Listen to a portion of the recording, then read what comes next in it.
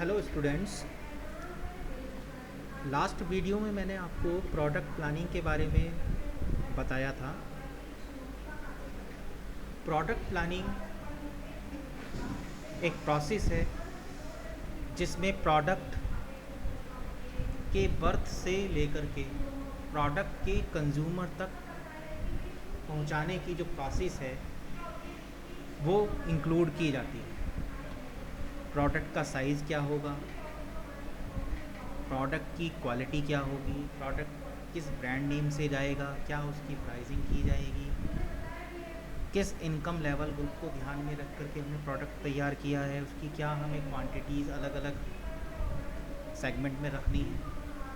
तो बहुत सारे डिसीजन हैं उसके इनोवेशन, डेवलपमेंट, रिसर्च से रिलेटेड जो हमें करने होते हैं। उसके बाद ही कोई प्रोडक्ट जो है मार्केट में कंज्यूमर तक पहुंचाया जाए।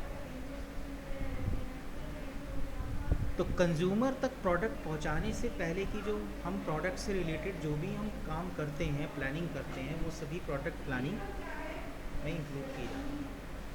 आज हम बात करेंगे कैरेक्टरिस्टिक्स ऑफ प्रोडक्ट प्लानिंग।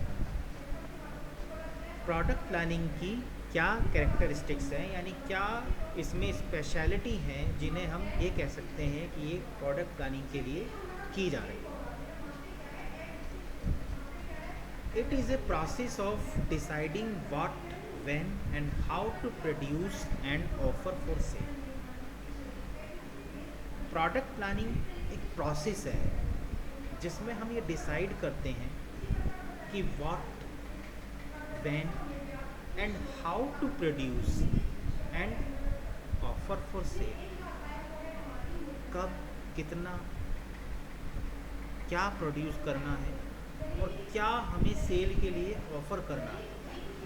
ये एक डिसाइड करने का जो काम होता है वो प्रोडक्ट प्लानिंग की बेसिक कैरेक्टरिस्टिक है, जिसमें हम ये काम करते हैं, ये तय करते हैं कि हम कस्टमर तक क्या पहुंचाने वाले हैं। नेक्स्ट है, it is an important component of product and product development. Product planning product और प्रोडक्ट डेवलपमेंट का इम्पॉर्टेंट कंपोनेंट है, क्योंकि इसमें हम प्रोडक्ट डेवलपमेंट की पूरी प्रोसेस को इंक्लूड करके चलते हैं। साथ साथ प्रोडक्ट में क्या डेवलपमेंट किए जाने हैं। एक बार प्रोडक्ट आ गया तो प्रोडक्ट प्लानिंग ख़त्म नहीं हो जाती है, बल्कि उसमें आगे फ्यूचर में क्या डेवलपमेंट किए जा सकते हैं, इन्हें भी उसमें इंक्लूड करके चला जाता है।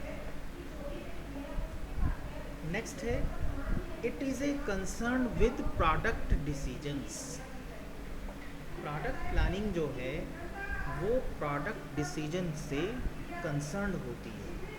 प्रोडक्ट के जितने भी हम डिसीजन लेते हैं, उसके इनोवेशन, उसके प्रोडक्शन, उसके उनके जो है डेवलपमेंट से रिलेटेड जो भी हमारे पास जो हैं, जो कस्टमर के जो हैं सुझाव आते हैं, उसके अकॉर्डिंग हम अपने प्रोडक्ट में चेंजेस करते हैं। ये सभी प्रोडक्ट डिसीजन जो हैं वो प्रोडक्ट प्लानिंग में ही लिए जाते हैं। फोर्थ है इसमें, it is a consumer oriented process.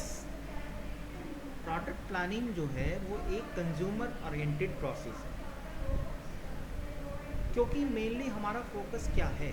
Focus यही है कि हमें एक प्रोडक्ट जो है कंज्यूमर तक पहुंचाना है और बदले में उससे प्रॉफिट अर्न करना है। तो मेन टारगेट हमारा क्या होगा, कंज्यूमर होगा, क्योंकि अगर वो हमारे प्रोडक्ट को परचेज़ करेगा तभी तो हमें प्रॉफिट्स होंगे।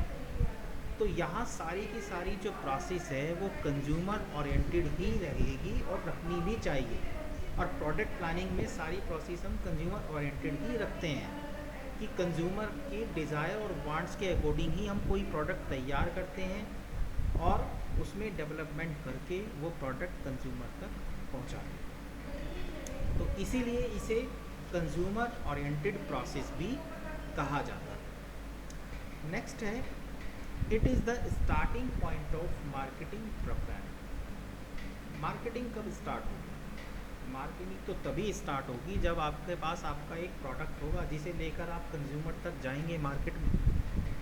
और अगर वो प्रोडक्ट ही अच्छा नहीं होगा, उसको ही हमने ढंग से प्लान नहीं किया है, तो वो प्रोडक्ट जो हम कंज्यूमर तक लेके जा रहे हैं वो कंज्यूमर रिजेक्ट कर देगा और अल्टीमेटली हमारी जो प्रोडक्ट है वो अनसक्सेसफुल हो जाएगी।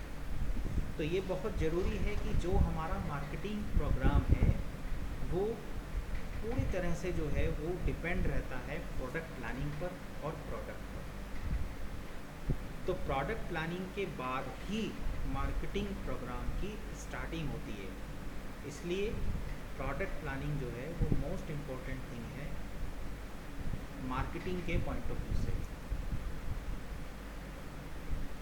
नेक्स्ट आता है इसमें नीड्स ऑफ प्रोडक्ट प्लानिंग।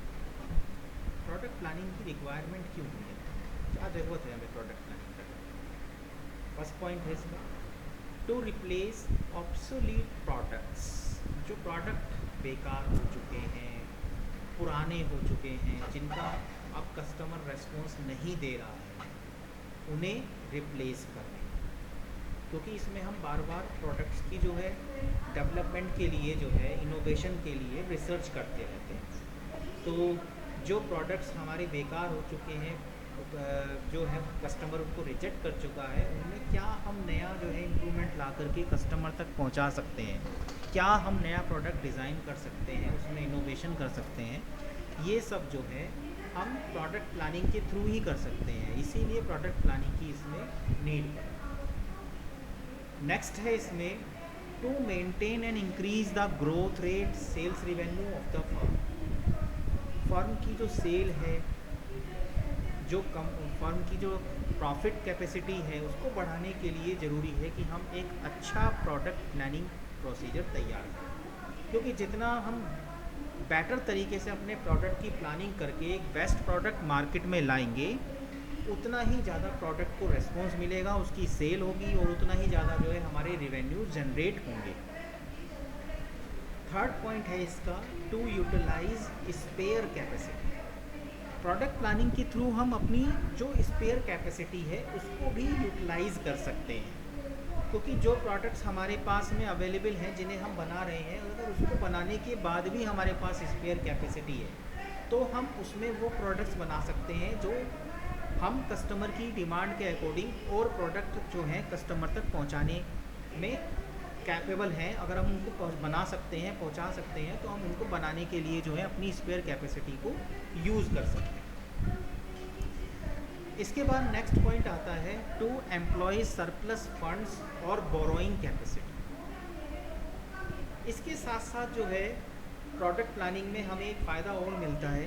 इसकी एक नीड ये भी है कि इससे हम अपने जो सरप्लस फंड हैं उनको एम्प्लॉय कर सकते हैं कि कहाँ उनकी जो है हम उनको जो है इन्वेस्ट कर सकते हैं और उनसे जो है रिटर्न ले सकते हैं। क्योंकि जब हमारे पास प्रोडक्ट प्लानिंग होगी तो हम प्रोडक्ट के जो है प्रोडक्ट को कैसे मार्केट में लाना है, कब लाना है और कितनी प्रोडक्ट लाइन में हम उसमें ला सकते हैं, ये सब हमारे पास में एक प्लान स्ट्रक्चर होगा। और अगर हमारे पास फंड अवेलेबल है तो हम उन प्रोडक्ट लाइन को मार्केट में लाने के लिए फिर काम भी करेंगे। And borrowing capacity. Borrowing capacity जो हमारी बोरोइंग कैपेसिटी है उसको भी जो है प्रोडक्ट प्लानिंग इफेक्ट करती है, क्योंकि प्रोडक्ट प्लानिंग के अकॉर्डिंग ही अपनी बोरोइंग कैपेसिटीज़ को डेवलप करते हैं कि क्या फंड्स की हमें जो है नीड्स पड़ने वाली है। फिफ्थ पॉइंट है to diversify risk and face competition.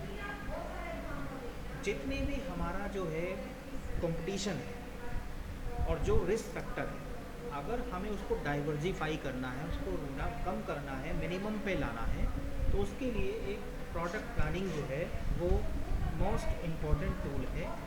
क्योंकि इसके थ्रू हम कंपटीशन आसानी से फेस कर सकते हैं। क्योंकि जब हम अच्छा प्रोडक्ट प्लानिंग करेंगे, उसके साथ अच्छी मार्केटिंग पॉलिसीज़ लाएंगे, तो उससे क्या होगा, एक तो हमारी प्रोडक्ट कॉस्ट कम पड़ेगी। जब हम प्रोडक्ट प्लान करके चलेंगे तो प्रोडक्ट कॉस्ट जाहिर सी बात है वो कम आएगी। उसके साथ साथ जो है हमारे जो है डिमांड और सप्लाई जो है वो बढ़ेंगे, सेल बढ़ेगी, और उससे क्या होगा कि हमारे जो कंपटीशन है और जो रिस्क फैक्टर हैं उन्हें हम आसानी से फेस कर पाएंगे। टू अचीव ए ऑर्गेनाइजेशनल गोल। किसी भी ऑर्गेनाइजेशन का जो गोल होता है वो यही होता है कि अपने प्रॉफिट्स और सेल को मैक्सिमाइज़ करना और अपने जो हैं जो गोल हैं उनको अचीव करें। तो उसमें प्रोडक्ट प्लानिंग हमारी हेल्प कर सकता है, क्योंकि इससे क्या होता है कि हमारे प्रोडक्ट बेटर बनते हैं, मार्केट में रिस्पॉन्स अच्छा आता है, मार्केट में कंपनी का गुडविल बढ़ती है, ब्रांड नेम बढ़ता है, अल्टीमेटली सेल बढ़ती है, प्रॉफिट बढ़ते हैं, शेयर होल्डर सेटिस्फाई रहते हैं, और जो ऑर्गेनाइजेशन गोल हैं वो कंपनी आसानी से अचीव कर सकती है।